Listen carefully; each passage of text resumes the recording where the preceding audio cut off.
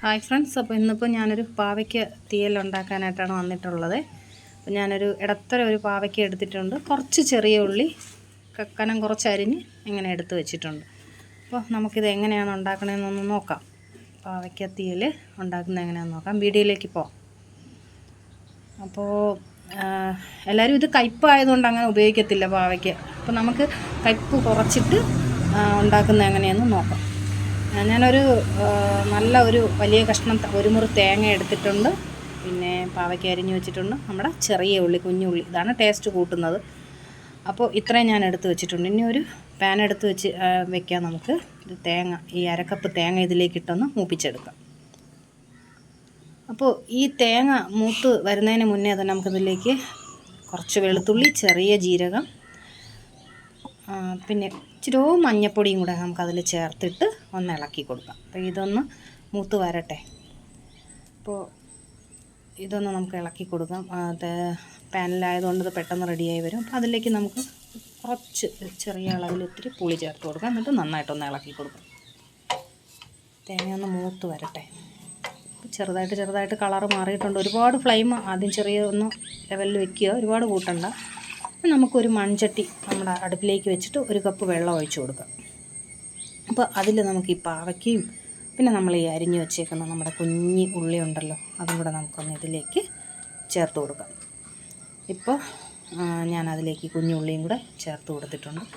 അപ്പോൾ ഇതിലേക്ക് ആവശ്യത്തിന് നമുക്കൊരു ഇച്ചിരി ഉപ്പ് ചേർത്ത് കൊടുക്കാനുണ്ട്. അപ്പോൾ ഉപ്പും കൂടെ ചേർത്ത് കൊടുത്തിട്ട് നമുക്കിതൊന്ന് അടച്ചു വെച്ചിട്ട് വേവിക്കാം. അപ്പോൾ ഞാനിപ്പോൾ ഇതിലേക്ക് ആവശ്യത്തിന് ഉപ്പ് ചേർത്തുകൊണ്ട് അരപ്പും കൂടെ ചേർക്കണമെങ്കിൽ ഞാൻ ഇച്ചിരി കൂടുതൽ ഉപ്പാണ് ചേർത്തേക്കുന്നത്. കുറച്ച് മഞ്ഞൾപ്പൊടിയും കൂടെ ചേർത്തിട്ട് നമുക്കിതൊന്ന് അടച്ചു വെച്ച് വേവിക്കാം. അപ്പോൾ ഇതവിടെ ഇരുന്ന് വേവട്ടെ.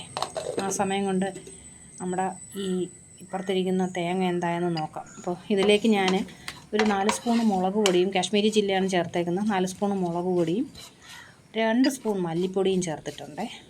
അതാണ് നമ്മളിങ്ങനെ ഇളക്കിയെടുത്തുകൊണ്ടിരിക്കുന്നത്.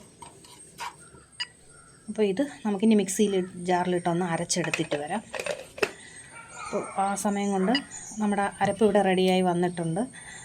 അപ്പോൾ നമുക്കിനി നമ്മൾ അടുപ്പിൽ വെച്ചിരുന്ന നമ്മുടെ പാവയ്ക്ക നല്ലതായിട്ട് വെന്ത് വന്നിട്ടുണ്ട്. അതിലേക്ക് നമുക്ക് അരപ്പൊന്ന് ചേർത്ത് കൊടുക്കാം. അപ്പോൾ ഇതൊന്ന് നമുക്ക് നന്നായിട്ടൊന്ന് ഇളക്കി കൊടുക്കാം. കാണാമോ, നല്ല കട്ടിയുള്ള അരപ്പാണ്. ചെറിയ ചൂടുവെള്ളം ചേർത്തിട്ട് ഞാൻ അരച്ചെടുത്തേക്കുന്നത്. നല്ല തിക്കായിട്ടുള്ള കട്ടിയുള്ള ഒരു അരപ്പാണ് ഞാൻ ചേർത്തിട്ട് ഇങ്ങനെ ഇളക്കി കൊടുക്കുന്നത്. കാണാമോ, തിളയ്ക്കുന്നുണ്ട്. തിളയ്ക്കുന്ന സമയത്ത് ഞാൻ അതിലേക്ക് ഇത്തിരി കരിവേപ്പിലയും 2 പച്ചമുളക് കീറിയതും കൂടെ അതിൽ ഇട്ട് കൊടുത്തിട്ടുണ്ട്. ഇതാ നോക്കൂ, തിളച്ച് കണ്ടോ, ഇതിലിങ്ങനെ തനിയെ തന്നെ നെയ്യ് തെളിഞ്ഞുകൊണ്ടേയിരിക്കും.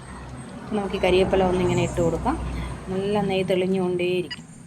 കാണാമോ, ഇതാ ഇങ്ങനെ തന്നെ കിട്ടും ഇത്. അപ്പോൾ ഇങ്ങനെ കട്ടിക്ക് തന്നെ കിട്ടും. അപ്പോൾ നമുക്ക് ഭയങ്കര ടേസ്റ്റി ആയിട്ടുള്ളൊരു തീയലാണ്. അപ്പോൾ നിങ്ങളതൊന്ന് ചെയ്ത് നോക്കണം. അപ്പോൾ ഞാൻ പുതിയൊരു വീഡിയോ ആയിട്ട് പിന്നെയും വരും. അപ്പോൾ എൻ്റെ ചാനലൊന്ന് സബ്സ്ക്രൈബ് ചെയ്ത് സപ്പോർട്ട് ചെയ്യണം. എല്ലാവർക്കും ഇഷ്ടപ്പെടുന്ന തീയലാണ്. അപ്പോൾ നിങ്ങളതൊന്ന് ചെയ്ത് നോക്കണം. പുതിയൊരു വീഡിയോ ആയിട്ട് ഞാൻ വീണ്ടും വരും.